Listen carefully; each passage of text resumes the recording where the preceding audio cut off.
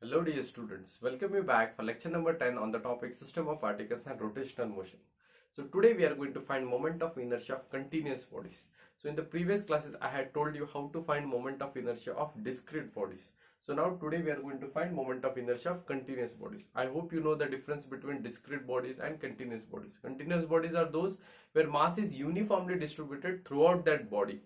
But in discrete body, I had told you I had kept at particular corners and I found moment of inertia. So I hope you remember the formula for moment of inertia. It is simply mr square. Now here the problem is the mass is uniformly distributed. So this becomes little bit challenging task to find moment of inertia. Okay, like if I give continuous bodies example, disk is a good example of continuous body, a rod is a good example of continuous body, a triangular plate or rectangular plate, okay, or a cylinder, it's a good example of continuous body. So we are going to take the standard bodies and we are going to find its moment of inertia. The method is same for everyone. I'll just tell you 2-3 examples, then later you can apply those examples for any continuous bodies. Okay, so let us begin with, we will find our first question, moment of inertia of a uniform rod. So the question is, find moment of inertia, I'll write short form, of a uniform rod along the axis passing through its center of mass. Okay, so the first question is, we are going to find moment of inertia of uniform rod. To be precise, I'll write it's a one-dimensional rod. Okay, I am neglecting the thickness of the rod. The rod is so longer, its thickness is negligible. We'll assume that the thickness is very small.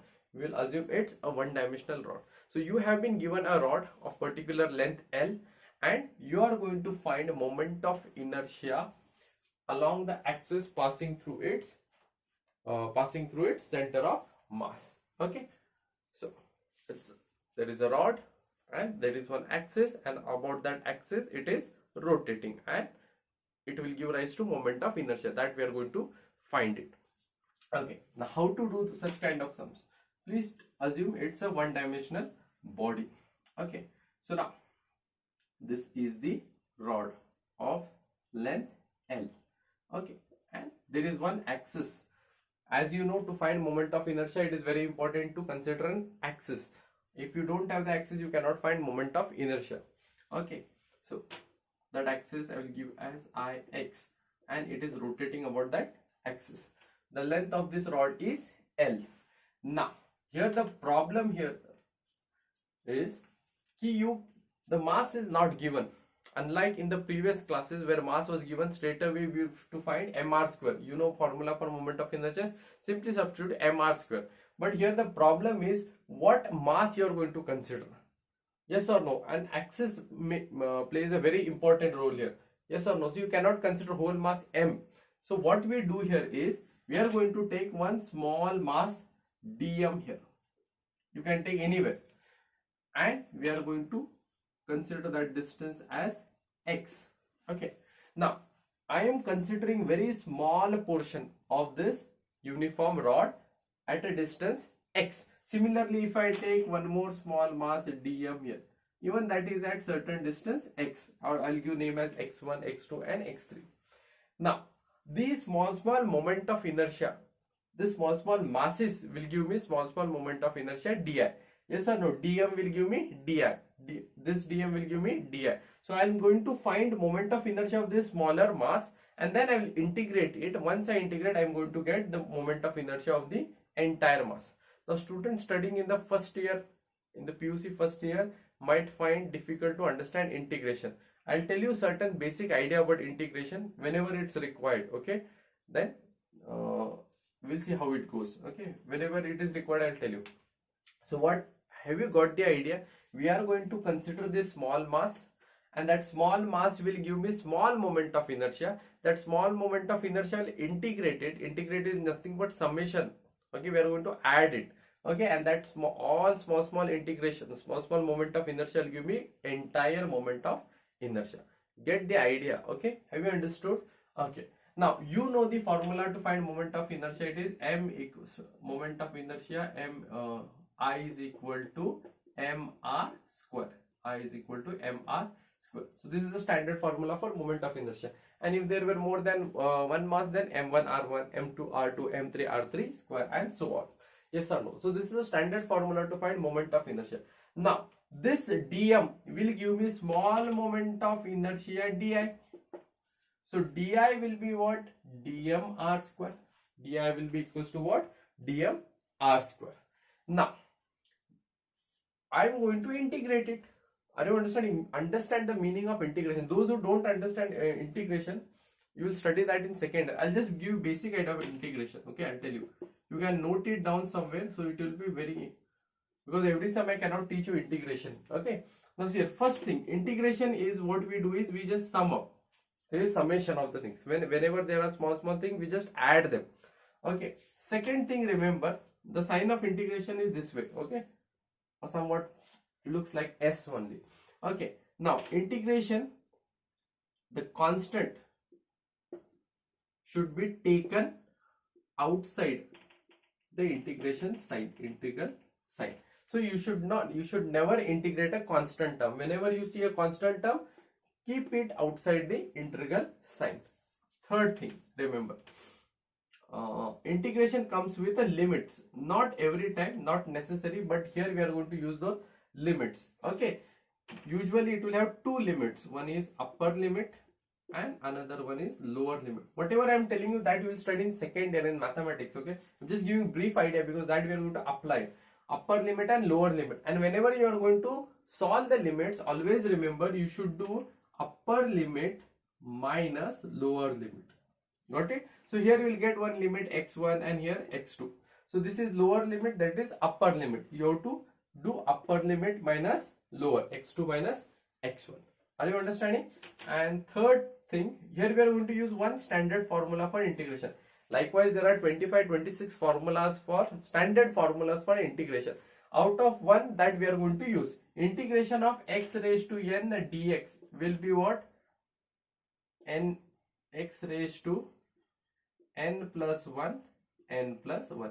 This formula you have to remember. X raised to n will be what? X raised to n plus 1, x raised to n plus divided by n plus 1. If I give an example, what is integration of x square dx? What you will write? Use this formula. X raised to n plus 1.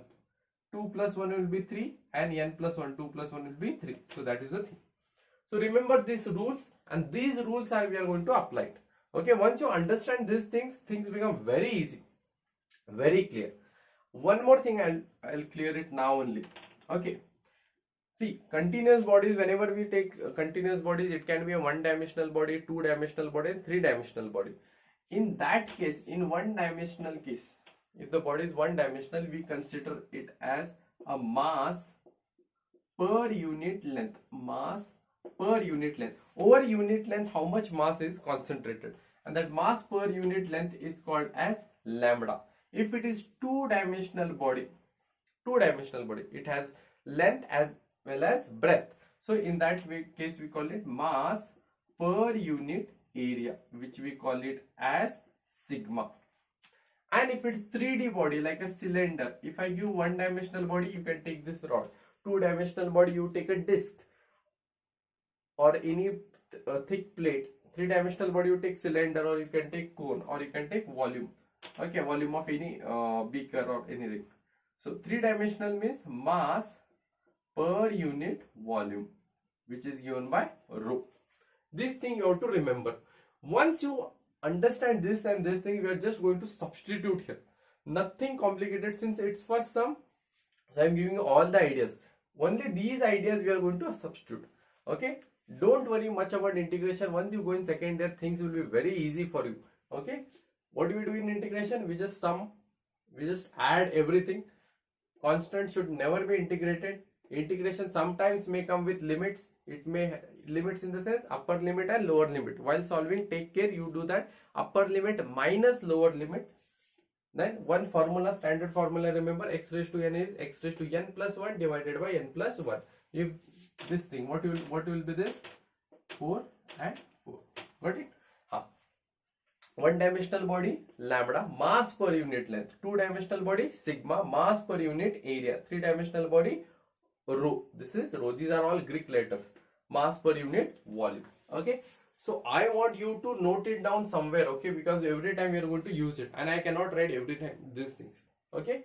So you can pause the video and just note it down.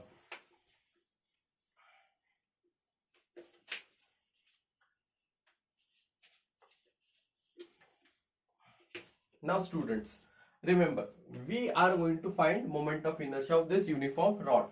So now, what dm are you going to consider?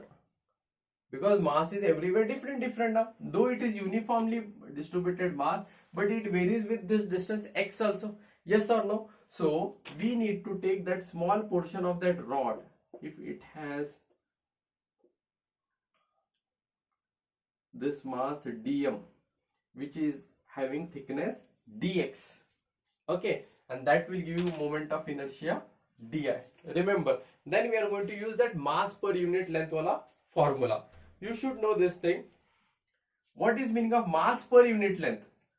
1 meter of length will have mass of 1 meter of length will have mass per unit length as 1 lambda. 2 meter of length will have mass of 2 lambda.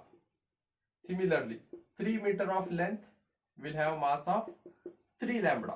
Yes or no? So similarly, what is length here? Dx length. Dx length has mass of how much? Dx lambda. That thing we are going to use it. Please understand this. And as we solve this, some things will be very easy for you.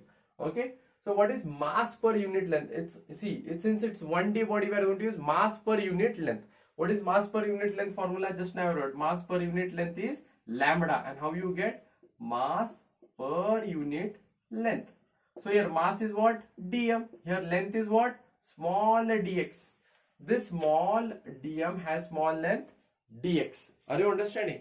Small length dx. Okay. Mass per unit length. Okay. I am not taking this x.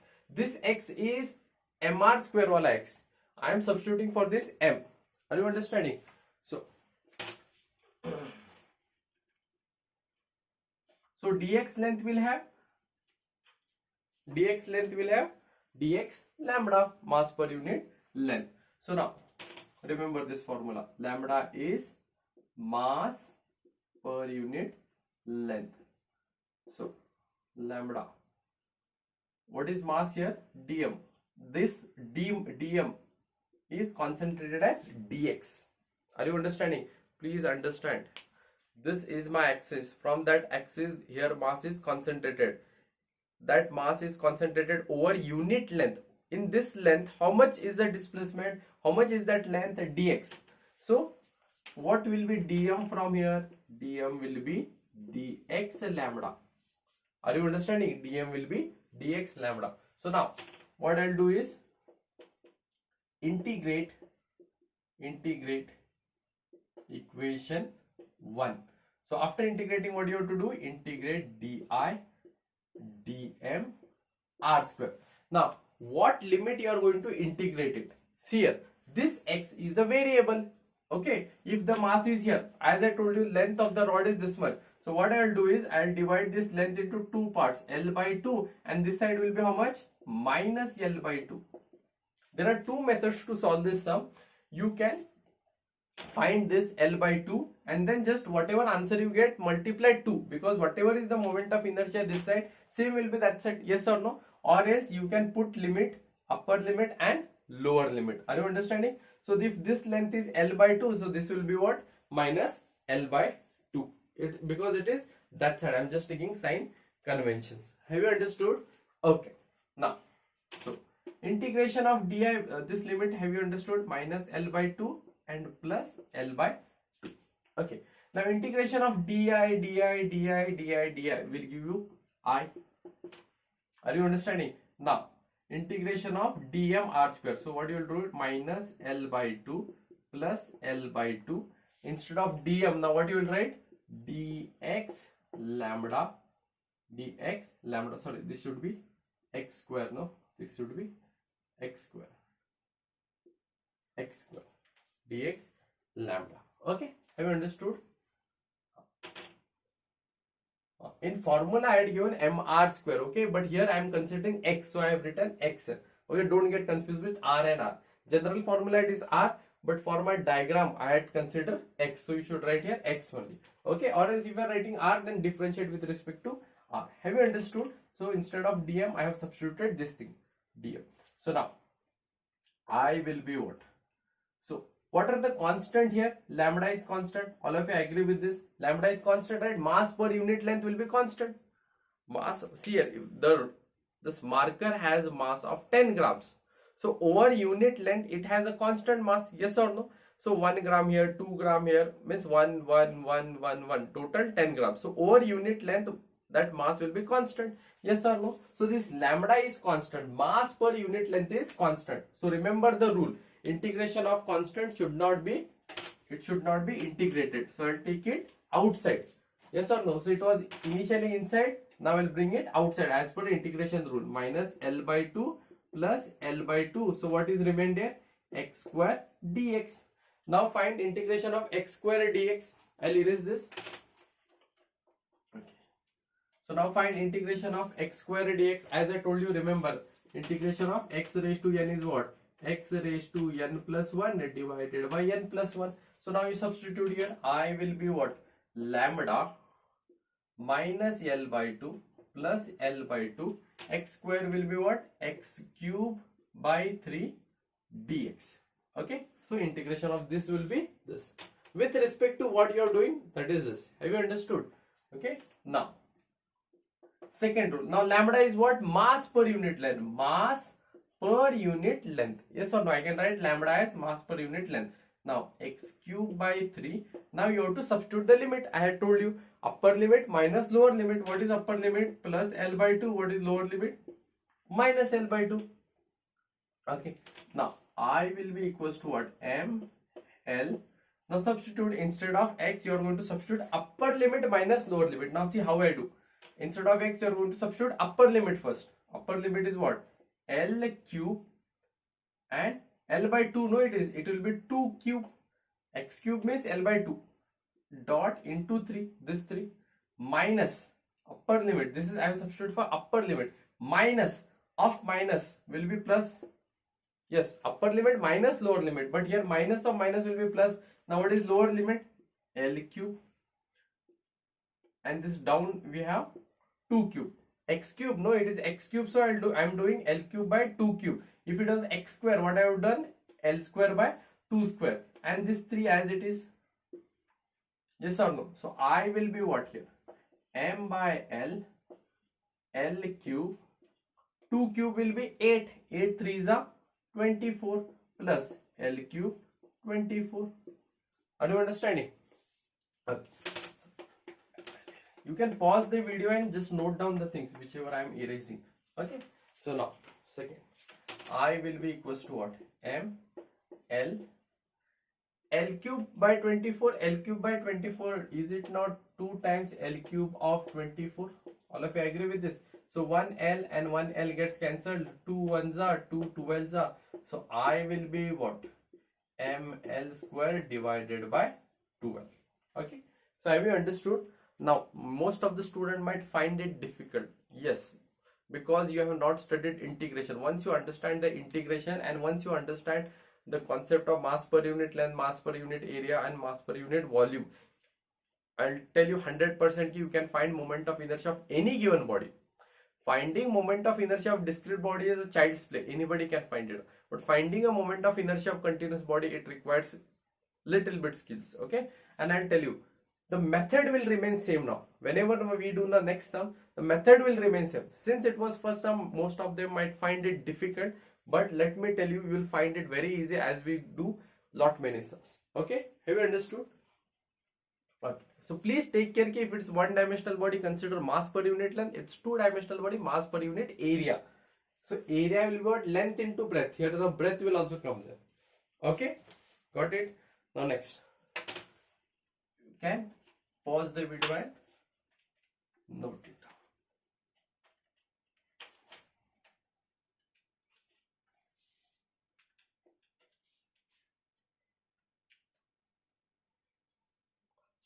Now next, find moment of inertia of a ring about an axis passing through its center of mass and perpendicular to the plane. Again, it's a 1D ring, one-dimensional ring. Okay. Now, students, all of you know what is a ring.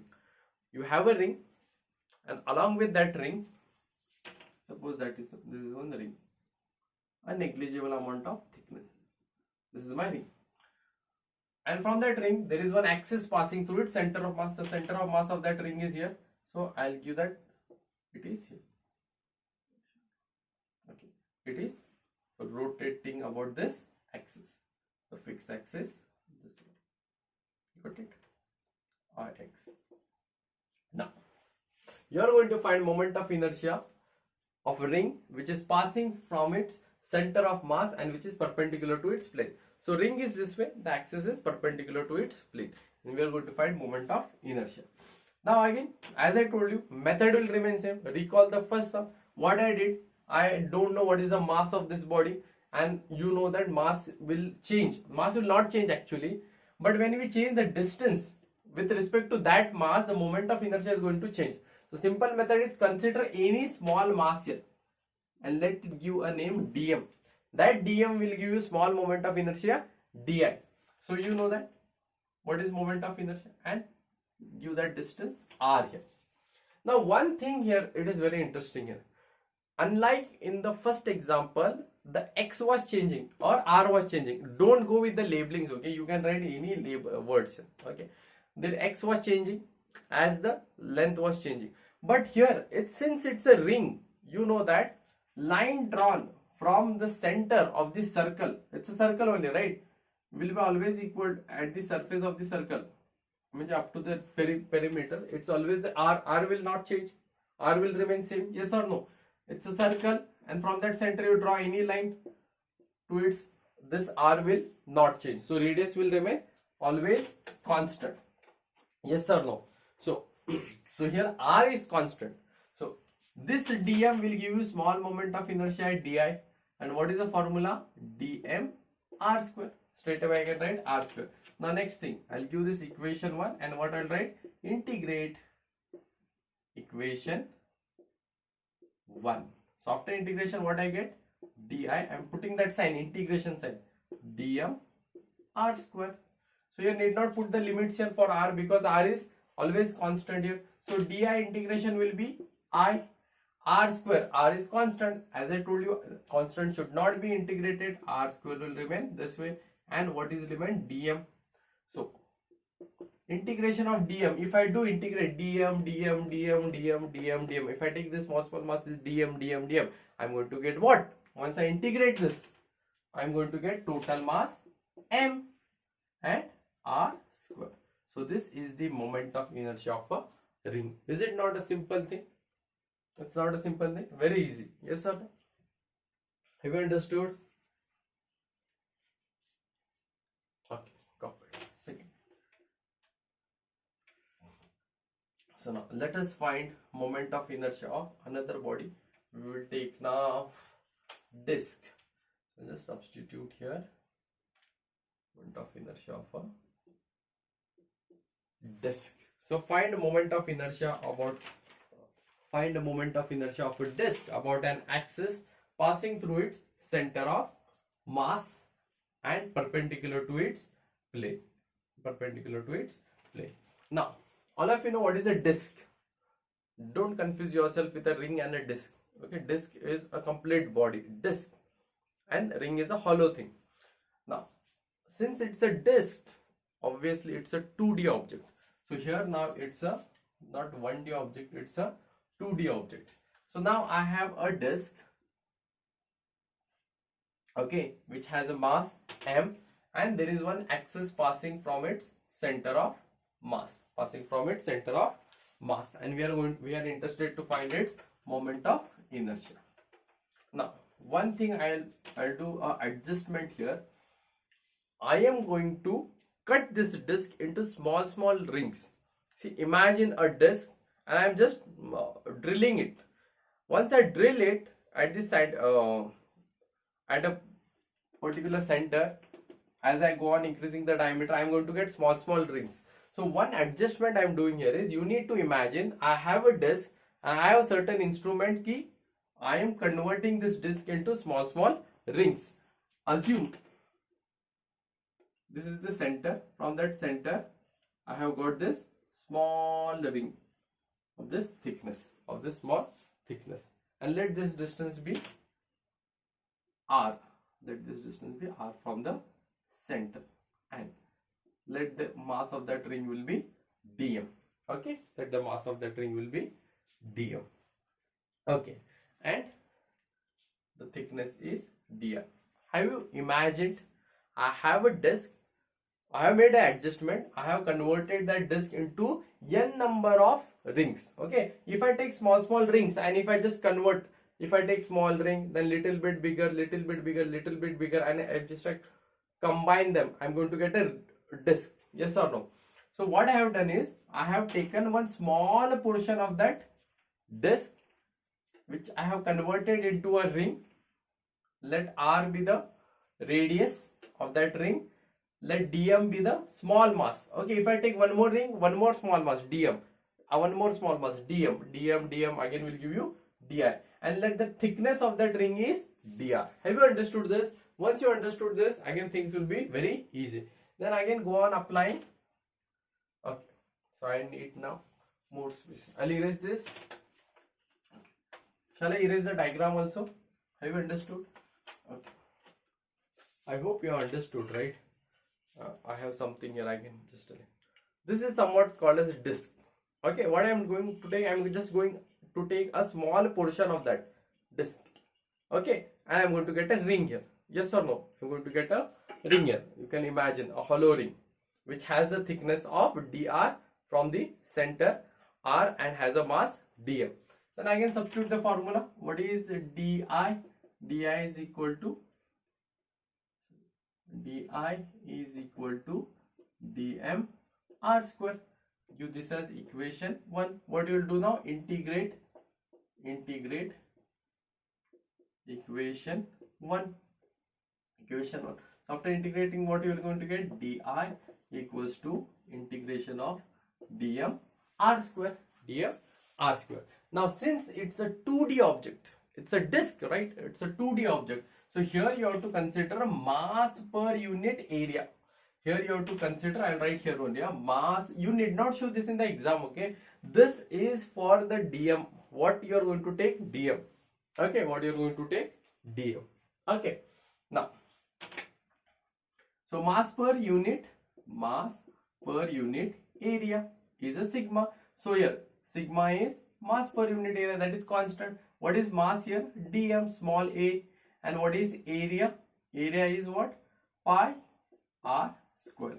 Area is what? Pi r square. Have you understood? No, area you should take 2 pi r. Area you should take 2 pi r. Okay, fine. Here I'll tell you. This was the ring. Okay, I'll tell you how to take that area as a 2 pi r. See, assume I have cut that ring. I had a ring, I have cut it. After cutting, what I am going to get is a long straight, something like this. Yes or no? Which has this thickness r. Or you can give as dr. You can write it as dr. Have you understood? Okay. And now, what is this length? Come on, tell me. What will be this length? Is it not 2 pi r? Have you understood? Area I cannot write pi r square because area is of that entire disk I should consider, right? Now see here, this was the ring. I have cut that ring. Once I cut it, I am going to get an elongated this way thing. Yes or no? So it has a thickness dr and it has a length 2 pi r. Yes or no? What will be the length? The circumference of the circle, and the circumference of the circle is 2 pi r. So instead of area, so what will be area? Length into breadth. Length into breadth. I told you, no, area is what? Mass. And area is length into breadth. What is length? 2 pi r. What is breadth? dr. Please understand this. It is very important to understand. Okay. So sigma will be what? So we want dm. Dm will be what? Sigma 2 pi r dr. So once we get dm, what do I do here? I am going to substitute in equation 1. So you need not show this in the exam. Directly you can write for dm. So integration of di will be what? I. And here. Now what limit you are going to put here? See here. This is the disk. Okay. So the limit here is going to be a r. 0 to r. Are you understanding? Got it? Are you understanding? So initially you took a very small ring whose radius was negligible, 0. Then you took little bit bigger ring, r increased. Little bit bigger ring, again r increased. Little much r increased. And then final, the last ring. So what is the limit here? It started from 0 and it ended with r. So what limit you are going to take? 0 and r. So your limit will be 0 and r. Have you understood? Okay, lower limit, upper limit. Okay, now substitute here. So instead of dm, what I'll write here? Sigma 2 pi r dr into r square. R square, no, dm r square. Dm is this, r square is this. Now second rule, remember. I'll write it here. Okay. So remember the rule. Constant should be outside. So what will be outside? Outside it. Sigma will be outside. 2 pi will be outside. Are you understanding? And 0 to r. And this r into r square will be what? R cube dr. R cube dr. Have you understood? Okay. And now I will be what? Sigma. Sigma is mass per unit area. So mass per unit area. So mass per unit area. Area is pi r square. So now you have to consider the area of the circle. Have you understood? Because we are taking now entire circle. Area of that circle. See, sigma is mass per unit area. This area was for that elongated ring which I have converted into a rod. Okay. So don't get confused with this L into B. Have you understood? Okay. Now this is for total complete disc. This is for complete disc, and complete disc is circular in shape, and area of circle is pi r square. And this disc, this ring, what I have taken, I have converted that into a length of rod of length L, okay, which had area 2 pi r into dr. Please don't get confused. Have you understood? So this is total moment of inertia I. So instead of sigma, what I am writing? Mass per unit area. Mass per unit area. This much is the area. So 2 pi is also constant. So integration of r cube. Remember the formula, x raised to n. X raised to n will be what? X raised to n plus 1, n plus 1. So what is the limit? 0 and r. Okay. So now you substitute. I'll erase this part.